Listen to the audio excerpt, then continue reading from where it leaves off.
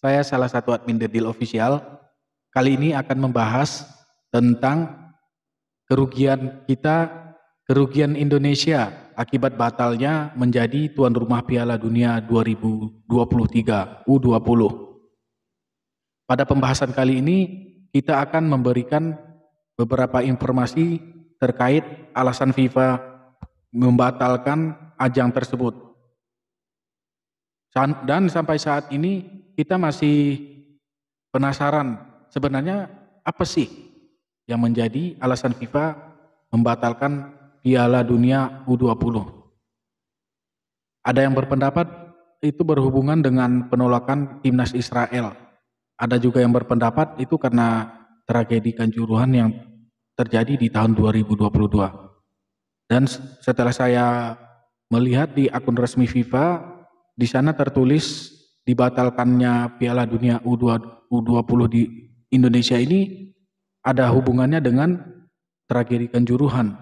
Nah, yang menjadi tanda tanya buat saya, kenapa dibatalkannya sekarang gitu? Kenapa tidak pas kejadian tersebut? Dan ini malah menjadi pukulan telak yang bisa merugikan kita, mengingat Indonesia ini negara yang luas, negara yang besar, pecinta sepak bolanya juga ramai gitu. Sangat disayangkan, bukan hanya dari pihak pemerintah, dari pihak swasta, masyarakat, juga rakyat-rakyat kecil, banyak yang merasa rugi atas dibatalkannya Piala Dunia U20 ini. Ada beberapa kerugian yang kita alami akibat dibatalkannya Piala Dunia U20 oleh FIFA. Untuk mengetahuinya, mari simak video selanjutnya. Indonesia batal menjadi tuan rumah Piala Dunia 2023 U20. Dalam hal ini memunculkan sejumlah beberapa kerugian kita. FIFA sudah memutuskan Indonesia batal menjadi tuan rumah Piala Dunia 2023 usia 20 yang seharusnya berlangsung di 6 kota pada tanggal 20 Mei hingga 11 Juni 2023. Presiden FIFA Gianni Infantino mengatakan Argentina berpeluang besar menjadi pengganti Indonesia. Federasi Sepak Bola Argentina atau disingkat AFA sudah mengajukan bidding resmi menjadi tuan rumah Piala Dunia U20 2023. Berikut 5 kerugian Indonesia batal menjadi tuan rumah Piala Dunia 2023 U20. Yang pertama, Timnas Indonesia U20 yang gagal bermain. 2 generasi Timnas U20 dipastikan gagal bermain di Piala Dunia U20. Pertama, generasi Bagus Kahfi dan kawan-kawan yang disiapkan untuk tampil di Piala Dunia U20 tahun 2021 kemarin batal karena ada pandemi COVID-19. Setelah itu, generasi Muhammad Ferrari dan kawan-kawan yang disiapkan untuk tampil di edisi 2023.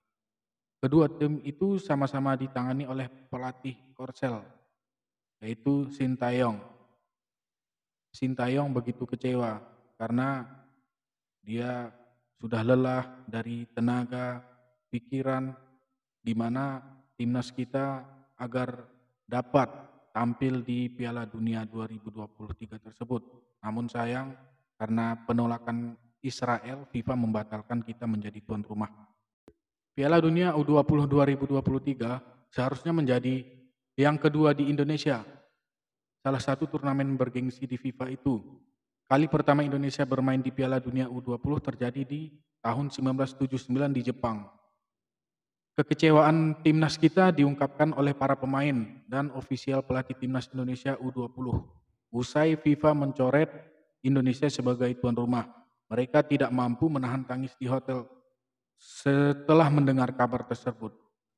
Kita berdoa kepada adik-adik kita, semoga kuat dan semangat karena ini bukan menjadi akhir dari segalanya. Karena jalan masih panjang untuk bisa meraih prestasi-prestasi yang luar biasa. Yang kedua, kerugian kita itu terancam oleh sanksi FIFA. Tidak hanya kehilangan posisi sebagai tuan rumah di Piala Dunia, Indonesia juga terancam sanksi FIFA. Sanksi FIFA ini luar biasa loh guys. Karena mengingat berapa orang yang penghasilannya dari sepak bola.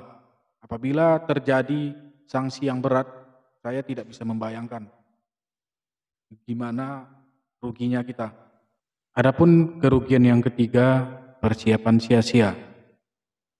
Bukan hanya para pemain dan ofisial tim yang bekerja keras mempersiapkan diri dalam 4 tahun terakhir untuk bisa tampil di Piala Dunia U20 2023. Berbagai pihak di 6 kota penyelenggara juga sudah bekerja keras.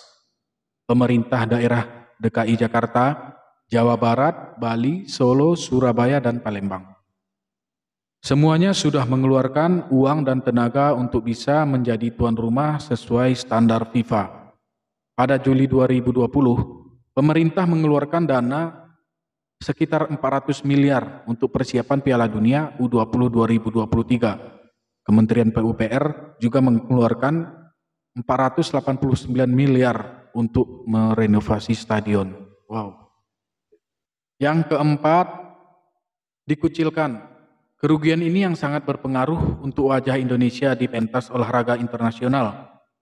Kegagalan menjadi tuan rumah Piala Dunia U20 2023 bisa menghambat ambisi Indonesia menggelar ajang olahraga kelas dunia ini.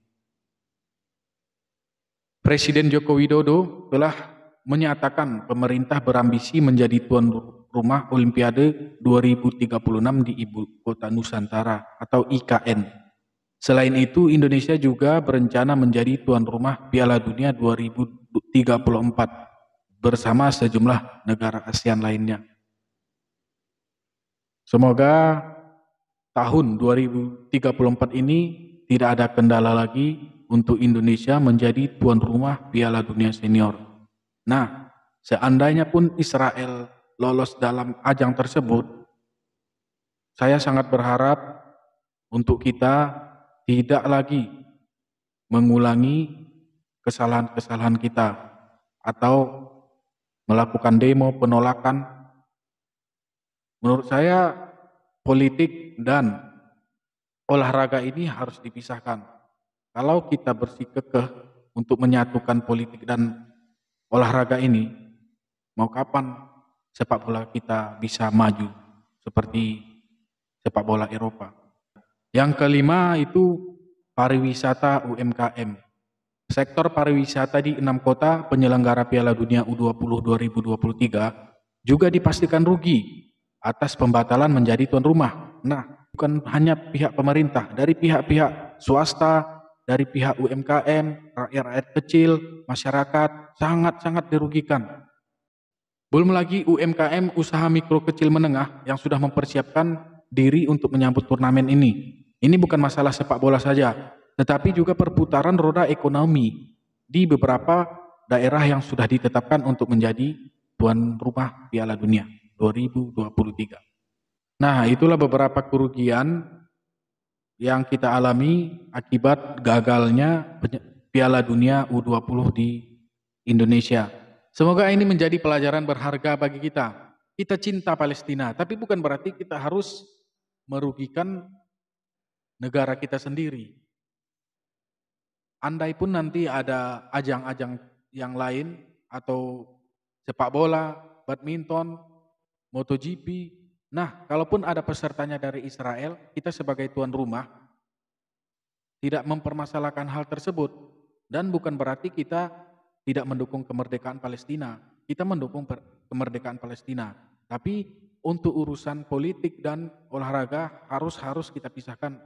Kalau ingin olahraga di negara kita bisa lebih maju. Mungkin itu beberapa pendapat saya tentang kerugian kita batalnya Piala Dunia U20 2023. Jika ada tambahan yang lain, silakan teman-teman tulis di kolom komentar. Oke, sekian dulu video dari kita.